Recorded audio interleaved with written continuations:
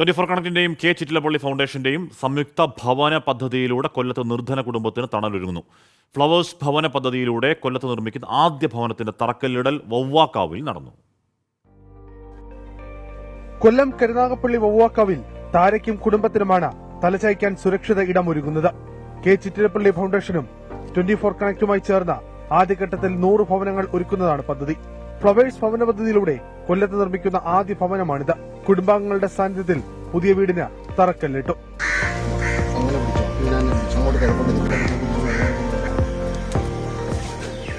24ഉം ചിറ്റിലപ്പള്ളിയും ചേർന്ന് എനിക്ക് നൽകിയിരിക്കുന്ന ഈ വീടിന് ഈ പഞ്ചായത്ത് പോലും തരാതെ ഈ വീട് തന്നതിന് നന്ദി. എന്റെ സ്വപ്നമായ ഈ വീട് സാധിച്ചു തന്നതിന് നന്ദി. വർഷങ്ങളായി വാടക വീട്ടിലാണ് 2 പെൺകുട്ടികളുമായി താരയുടെ താമസം. കെ ചിറ്റിലപ്പള്ളി ഫൗണ്ടേഷനും 24നും നന്ദിയെന്ന വാർഡ് മെമ്പർ. 24ഉം ചിറ്റിലപ്പള്ളി ഫൗണ്ടേഷനും കൂടെ സംയുക്തമായി നടത്തുന്ന ഈ ഒരു പദ്ധതി വൻ വിജയമാകട്ടെ. ചിറ്റിലപ്പള്ളി ഫൗണ്ടേഷൻ പഞ്ചായത്തിലെ ഭൂരഹിത ഭവനരഹിതർക്ക് 200 കുടുംബങ്ങൾക്കാണ് ഇതുപോലുള്ള സഹായം കൊടുക്കുന്നത്.